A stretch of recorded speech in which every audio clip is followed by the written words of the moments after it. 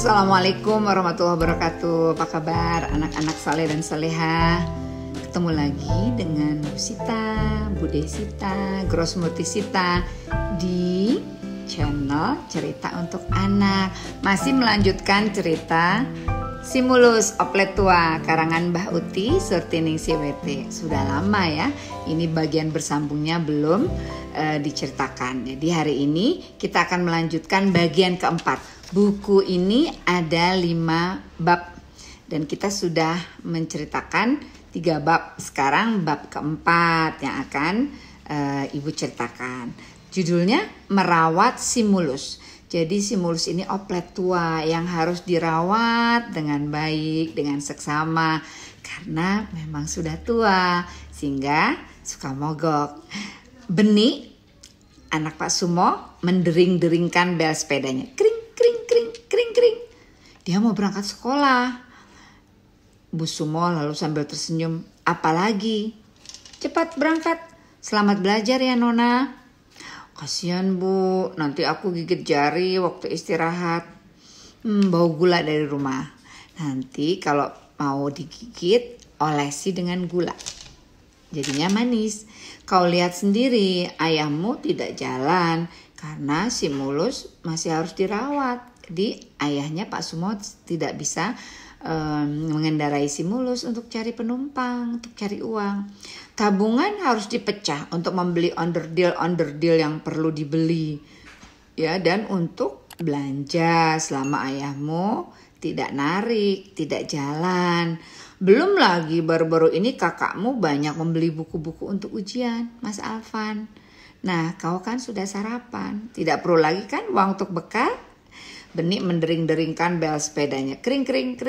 Saya pergi ya Pak, pergi ya Bu, saya pergi ya Mas Alvan, Kang Rais. Meskipun tak berbekal uang, tirakat ya Bu, prihatin supaya si Mulus lekas sembuh. Katanya sambil tersenyum. Selamat kuliah mahasiswi, kata Alvan melambai ya, menggoda adiknya. Sambil menunggu hasil ujiannya, Alvan pulang membantu ayahnya, Pak Sumo. Ia mengenakan pakaian kerja celana pendek dan kaos hitam. Begitu juga Pak Sumo, Kang Rais ya, dan satu asistennya Kang Rais. Si Mulus, mobil tua itu, oplet tua itu sudah tidak berbentuk karena dibongkar. Roda-rodanya telah dilepas, bagian belakang tinggi karena didongkrak, hidung mobilnya gundul, radiator disandarkan ke pohon waru di depan garasi.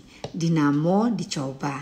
Dari kabel yang untuk mencoba berpencaran ya, bercipratan api ya, berpercikan api di dekat tangan Kang Rais yang berlumuran. Licin dan memegang kabel pula. Ban-ban belum dipompa. Pak Sumo membersihkan bagian demi bagian mesin yang rumit itu. Tukang las datang, mengelas radiator yang sudah lama bocor, radiatornya si Mulus, oplet tua. Alvan sibuk mencocokkan persneleng. Minum dulu tehnya Pak. Ibu Sumo menyuguhkan teko berisi teh beserta cangkir-cangkirnya. Anak-anak minum dulu, kata Pak Sumo ramah, yang dipersilakan terutama Kang Rais dan seorang asistennya. Getuknya dimakan. Kue getuk. Pak Bu Sumo mengelilingi mereka seperti seorang inspektur. Mandor. Catat yang perlu dibeli Is. Maksudnya Kang Rais. Biar adikmu Alvan yang mencarikan. Baik Bu, kali ini banyak yang harus diganti, banyak yang sudah aus. Kapan bisa selesai ya Nak Rais, kata Bu Sumo. Wah, kalau semua onderdil yang diperlukan bisa didapat semua besok, mungkin kira-kira 5 hari bersih Bu Sumo, termasuk 1 hari untuk percobaan. Kapan ya Bu kiranya? Jumat minggu depan, jadi kurang 6 hari lagi. Tidak dicat lagi Bu badan si Mulus. Gampang Nak Rais, kalau kirnya memang dapat 6 bulan, izin untuk beroperasi lagi ya 6 bulan. Adikmu Alvan tentu dapat membantu. Pak, rating wizernya beli sekalian ya Pak, sudah 3 kali kirnya rusak ya. Sudah 3 kali kir Saat ini sudah 3 kali kir, 3 kali 6 bulan rusaknya. Terserah ibumu ya, bagaimana uangnya. Tolong deh Alvan pegangkan ini, saya akan mencocokkan sana. Wah rumit ya memperbaiki oplet tua ini. Banyak istilah-istilah yang kita sulit untuk mengerti karena ini tentang servis mobil. Ya, kata Kang Rais sambil menyerahkan kabel dari tangan kanannya. Tolong pegangkan ya Dek Alvan, saya akan mencocokkan sana. Yang ini juga sebentar Dek. Nampak tukang las mengambil air seember, mencoba radiator yang sudah dilasnya. Mestinya Pak Sumo sudah tidak memerlukan saya lagi nih Pak. Kan sudah ada Insinyur Alvan. Dia kuliah di ITS. Kata Kang Rais sambil tersenyum. Sambil menggosok-gosok mesin, Pak Sumo tersenyum. Dengan rendah hati Alvan menjawab, saya masih harus belajar banyak Kang Rais. Tapi Pak, saya pikir kalau nanti ada pameran mobil, baik sekali si mulus ini dipamerkan. Mobil antik, mobil tertua di Indonesia. Pak Sumo tersenyum, tidak merasa diperolok-olokkan oleh anaknya. Bahkan dia merasa bangga. Iya, mobil tertua. Di jalan terdengar dering bel sepeda. Benik sudah pulang. Hei montir-montir, bagaimana mobilku sudah jadi? Aku mau ke Pasir Putih nih. Benik manja sekali mengendari sepedanya hingga sampai ke depan ayahnya, ya ke hadapan ayahnya.